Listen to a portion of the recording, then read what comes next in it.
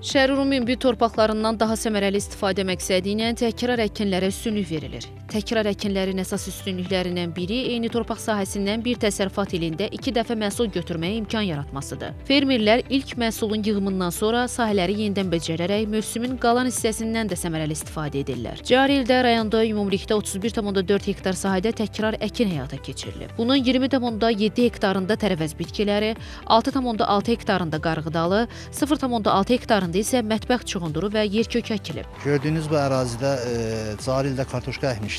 O kartoşkanı götürüb soyudu zambarlara vurduqdan sonra düşündük ki, yerində təkrar əkin əkmək daha sərfəli olar.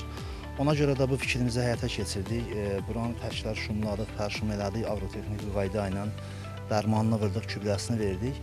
Burada əkin həyata keçirdik, biber əkdik, badımcan əkmişik, kələmdir, lobiyadır, turşuluq xiyar əkmişik, hətta qırmızı pazı belə əkmişik ki, tələbat yüksək olur. Bu məhsulları 9-cu, 10-cu ay məhsul yığımına başlayırıq. Bunu Naxçıvan bazarında, Şəhər bazarında təmin etmək üçün.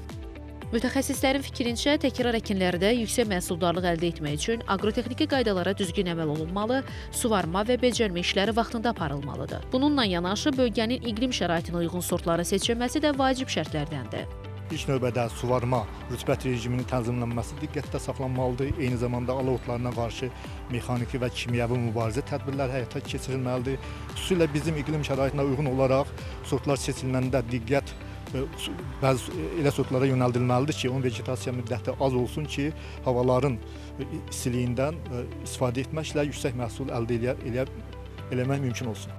Qeyd edək ki, təkrar əkinlərin genişləndirilməsi mövcud əkin sahələrinin məhsuldarlığını artırır və təsərrüfatlardan daha çox gəlir əldə edilməsinə şərait yaradır. Şərurda da bu istiqamətdə aparılan işlərin əsas məqsədlərindən biri əlavə məhsul əldə etmək və beləcə bazarın kənd təsərrüfatı məhsullarına olan tələbatının ödənilməsinə imkan yaratmaqdır. Heydər Məmmədov, Rahib Babayev, NTV Xəbər.